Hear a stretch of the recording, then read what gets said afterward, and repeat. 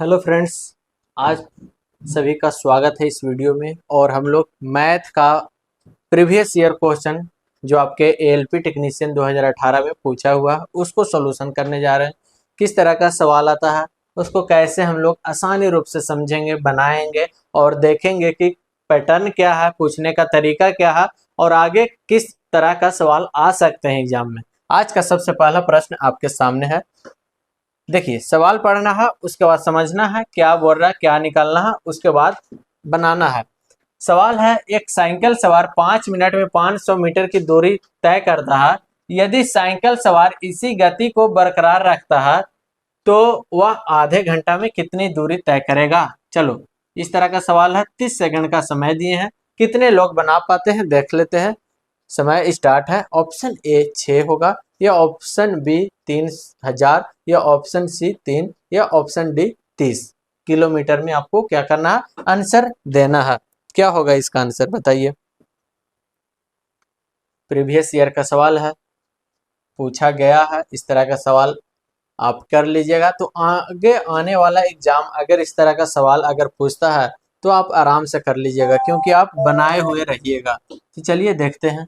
एक साइकिल सवार है जी, 5 मिनट में क्या, 5 मिनट में 500 मीटर दूरी तय करता है। यानी कि 1 मिनट में क्या हो जाएगा, 500/5।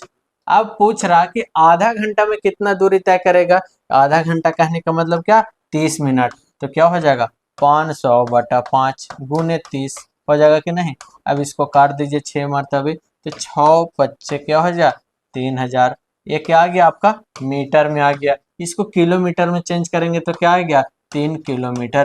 तो ऑप्शन क्या हो जाएगा आपका, ऑप्शन सी 3 किलोमीटर सही आंसर। ठीक है, चलो अगला सवाल की ओर बढ़िए। अगला सवाल आपके सामने है। देखिए, 12% वार्षिक दर से 3 वर्षों का साधारण ब्याज 4140 रुपये है। इसी राशि पे 8% की दर से 2 वर्ष का चक्रवृद्धि ब्याज कितना होगा। अब सवाल आपके पास है और इसमें हम आपको थोड़ा सा समय ज्यादा देते हैं। आपको 45 मिनट समय दिए, 45 सेकंड का समय दिए। अब बताना है कि क्या होगा। ऑप्शन ए, ये ऑप्शन बी, ये ऑप्शन सी, ये ऑप्शन डी, क्या इसका आंसर होगा। आपको क्या दिया गया है, आपको 12% क्या दिया गया है, दर दिया गया है। यानी कि रेट आपको 12% है जी।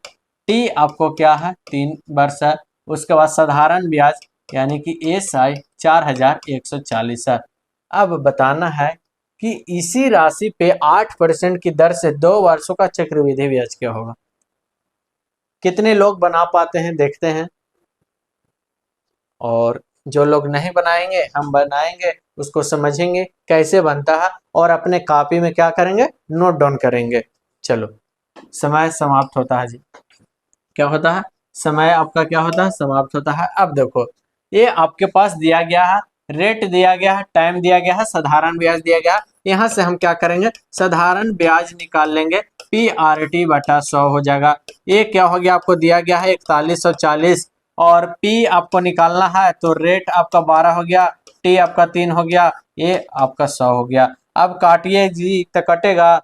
काटिए, कटेगा नहीं कैसे कटेगा सर, कटेगा, जरूर कटेगा। ये 25 चौक 100, क्या करेंगे, 25 चौक 100 यहाँ से कट गया। उसके बाद ये कट जाएगा आपको 3 चौक 12, 3 3 9 हो गया। आगे 3 से काटिए, 3 एकम 3 और यहाँ 11 हो गया, 3 3 9, 3 8 24। फिर 3 से काटिए तो 3 चौक 12, 3 चौक 12 और 3 छक 18, 460 हो गया जी। 460 इंटू 25 कीजिएगा तो P बराबर क्या आएगा आपका, P बराबर आ जाएगा 11,500 रुपया। क्या आ गया, 11,500 आ गया P। अब आपको क्या करना है, इसी राशि पे 8% की दर से 2 वर्ष का चक्रवृद्धि ब्याज क्या होगा। यहाँ से मिश्रधन यानी कि ए बराबर निकाल लीजिए, P इंटू 1 + R/100 के पावर क्या हो जाएगा, T। इस फार्मूला से निकाल लीजिए मिश्रधन। तो ए बराबर क्या हो जाएगा, P कितना है जी, P निकल के आया 11,500।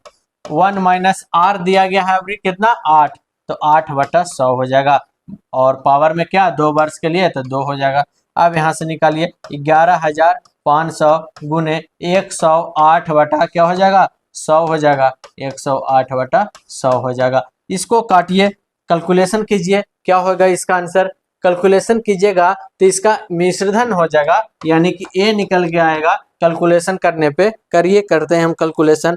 तो इसका जो कैलकुलेशन करने पे जो हमको निकल के आएगा 13,413.6। कितना आ गया? 13,413.6 मिश्रधन निकल के आ गया। अब चक्रवृद्धि ब्याज पूछ रहा, चक्रवृद्धि ब्याज आप यहाँ पे माइनस पी कर सकते थे, माइनस क्या कर सकते थे, पी भी इसमें फार्मूला इस तरह का होता है, तो यहाँ से माइनस पी फार्मूला पे आप बैठा दीजिए। 11,500 आप क्या कर देंगे, इसको माइनस कर देंगे तो क्या आ जाएगा आपका 13,413.6 में हम घटा देंगे 11,500, तो क्या आ जाएगा 3 1, यहाँ से आपका क्या आ गया 9 और ये आपका क्या आ गया 2, 1 होगा ना, 1913.6, 1913.6 ऑप्शन से सही। इस तरह से आप निकाल लीजिएगा। पहले क्या निकालिएगा, आप पी निकालिएगा और यहाँ से फिर आप मिश्रधन का फॉर्मूला लगाइएगा। यहाँ से आपको क्या मिश्रधन निकल जाएगा। अब साधारण चक्रवृद्धि ब्याज बराबर फॉर्मूला हो जाएगा, सी आई बराबर क्या हो जाएगा, मिश्रधन माइनस मूलधन। ये आप यहाँ से फिर निकाल लीजिएगा आराम से। तो इस तरह का सवाल आप आराम से कर सकते हो, फॉर्मूला याद रहेगा तो, नहीं रहेगा तो दिक्कत हो जाएगा। अगला सवाल देखो, एक पंप टैंक को 4 घंटा में भर देता है, परंतु एक रिसाव के कारण टैंक 5 घंटा में भरा जाता है। भरे हुए टैंक को खाली करने में रिसाव को कितना समय लगेगा। समय आपको 30 सेकंड का देंगे जी। बताइए कि क्या होगा इसका आंसर। कितने लोग सही जवाब देते हैं। ऑप्शन ए 20 घंटा, ऑप्शन बी 9 घंटा, ऑप्शन सी 1 घंटा, ऑप्शन डी 4.5 घंटा। कितना होगा। इस तरह का सवाल बहुत सारा आपको बताया जा चुका है, तो इसमें दिक्कत नहीं होना चाहिए किसी लोग को। टाइम एंड वर्क का सवाल है, क्या होगा। एक पंप टैंक को 4 घंटा में भरता है, समय क्या होगा, समाप्त हो गया। अब दूसरा रिसाव के कारण 5 घंटा में भरा जाता है। ये रिसाव हो रहा है यानी कि खाली कर देता है जी 5 घंटा में, यानी कि माइनस है। इसका क्या एलसीएम निकाल लीजिए, इसका एफिशिएंसी निकाल लीजिए और इसका एफिशिएंसी निकाल लीजिए। दोनों को जोड़ दीजिए, टोटल आपका कितना है वर्क इतना, और दोनों को क्या करेंगे जोड़ देंगे। ये आपका माइनस में है तो ये घट जाएगा, 5 में से 4 जाएगा 1, यानी कि कितना घंटा में भरेगा, तो 20 घंटा में। Option A is the correct answer, है ना। चलो अगला सवाल देखो, आसान सवाल था। अगला सवाल भी टाइम एंड वर्क का ही है। 30 सेकंड का समय है आपके पास, बताना है क्या होगा। ए और बी एक साथ 12 दिन में काम को पूरा करता है, जबकि ए अकेला 15 दिन में कर सकता है। वो एक साथ कार्य करना शुरू करते हैं, लेकिन ए कार्य पूरा होने से 10 दिन पहले इसे छोड़ देता है, तो ए और बी साथ मिलकर कितना दिन में करेगा। ऑप्शन ए, या ऑप्शन बी, या ऑप्शन सी, या ऑप्शन डी, कौन सा आंसर होगा। कमेंट करके बताइए। कमेंट करके क्या बताना है, आंसर बताना है। कितने लोग का सही हुआ। समय समाप्त हुआ। देखिए सवाल, ए और बी एक काम को 12 दिन में कर सकता है। ए और बी एक काम को 12 दिन में कर सकता है जी। चलो ए और बी है, एक काम को 12 दिन में कर सकता है, जबकि ए अकेला कार्य 15 दिन में कर सकता है, जबकि ए अकेला कार्य 15 दिन में कर सकता है, लेकिन ए कार्य पूरा होने से पहले 10 दिन पहले छोड़ देता है। ए और बी एक साथ कार्य करके कितना दिन में करेगा। इसका एलसीएम क्या हो जाएगा 60। इसका एफिशिएंसी निकाल लो, एफिशिएंसी क्या आ जाएगा 5 और इसका 4 आ जाएगा।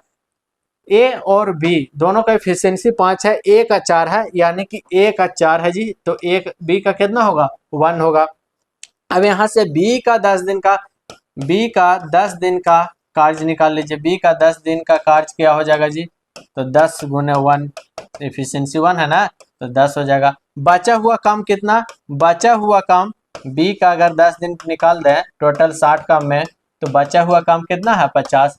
अब 50 काम को ए और बी साथ मिलकर कितना दिन में करेगा, तो ए और बी बचा हुआ काम को कितना दिन में करेगा, यानी कि टोटल काम अभी कितना है 50, तो 50 बटा क्या हो जाएगा ए और बी का एफिशिएंसी क्या है 5 है, तो 5 से क्या करेंगे भागा कर देंगे और डिवाइड कीजिए, तो क्या आ गया आपका 10, यानी कि ए और बी कार्य को कितना दिन में दोनों मिलकर करेंगे? 10 दिन में आराम से आप बना सकते हैं। सभी लोग को समझ में आ रहा तो कमेंट करके आप जरूर बताइए। अगला सवाल देखिए, किस तरह का सवाल है, कैसे बनेगा। आपको बताना है कि इनमें से कौन सी संख्या 12 से पूर्णतः विभाज्य है। समय 30 सेकंड का। ऑप्शन ए, या ऑप्शन बी, या ऑप्शन सी, या ऑप्शन डी। 12 से विभाज्य होने का आप लोग को नियम पता होगा कि कैसे विभाज्य होगा और कौन सी संख्या विभाज्य होगा। अब बहुत सारे लोग क्या करेंगे कि सब 12 से चेक करेंगे, भागा दे के कौन कौन कट रहा है। अब इतना समय कहे ला दीजिएगा जी, समय ये पार हो जाएगा, ठीक है ना। तो ऐसे नहीं करना है। अब हम बताएंगे कि कैसे करना है, स्मार्ट ट्रिक, ठीक है। चलो, समय क्या होता है? समाप्त होता है। 12 से विभाज्य होने के लिए नियम क्या है जी? वो ऐसी संख्या जो 3 और 4 दोनों से विभाजित है, वो संख्या क्या हो जाएगा? पूरा तरह से 12 से विभाज्य होगा। कौन सी संख्या 3 और 4 से विभाजित है? चेक करते हैं। पहला, सभी ऑप्शन को चेक करेंगे। 4 से चेक करने का नियम कि लास्ट 2 अंक देखना है कि 4 से कौन विभाजित है, वो 4 से पूरा संख्या विभाजित होगा। तो देखिएगा तो सभी विभाजित है। यहाँ से आपको पता चलेगा कि सभी ऑप्शन क्या है? 4 से विभाजित है। तो ये तो नहीं, इससे फाइंड आउट कर पाएंगे। अगला 3 से देखते हैं कि 3 से कौन सा संख्या विभाजित होगा। तो 3 से आपको विभाजित होने का नियम क्या है कि वो ऐसी संख्या जिनका अंकों का योग अगर 3 के मल्टीपल हो जाए, 3 से विभाजित हो जाए पूरा तरह से, तो पूरा संख्या क्या होगा कि आपको 3 से विभाजित हो जाएगा। अब चेक करिए 3 से विभाजित होने के लिए, तो 4 3 7 6 13, 13 और 8 21, 21 और 8 29 होता है जी। ये 3 से कटेगा तो बिल्कुल नहीं कटेगा। अगला चेक करिए, 7 5 12, 3 से कट रहा। 8 1 9, 3 से कट रहा। 6 कट रहा। यानी कि बी ऑप्शन है जो 4 और 3 दोनों से विभाजित हो रहा, यानी कि ये संख्या 12 से पूर्णतः विभाजित हो जाएगा। आगे चेक कर लीजिए, 3 से नहीं कटेगा, देख लीजिए। 8 2 8 10 5 15, 3 से कट गया। 4 4 8 नहीं कट रहा। 4 1 5 और 6 कितना हो गया? 11 11 और 5 11 5 16, ये भी नहीं कटेगा 3 से। तो ऑप्शन हमारा कौन बचा? Option b. तो इस तरह का सवाल आप आराम से कर सकते हैं। चलो आगे, और आगे क्या होता है? सेवा आज का समाप्त होता है। इस तरह का सवाल आप प्रीवियस ईयर में आसानी रूप से बना सकते हैं। आपका प्रीवियस ईयर सॉल्यूशन करवा रहे हैं जो आपके एएलपी टेक्नीशियन में पूछा गया है 2018 के एग्जाम में। किस तरह का सवाल आते हैं, किस तरह से उसको बनाया जाता है, आपने पूरा देखा। वीडियो अच्छा लग रहा है तो लाइक कमेंट शेयर आप सभी लोग जरूर कर दें, और मिलते हैं इसी तरह का सवाल लेके अगला वीडियो में। तब तक के लिए बने रहिए। थैंक यू, धन्यवाद।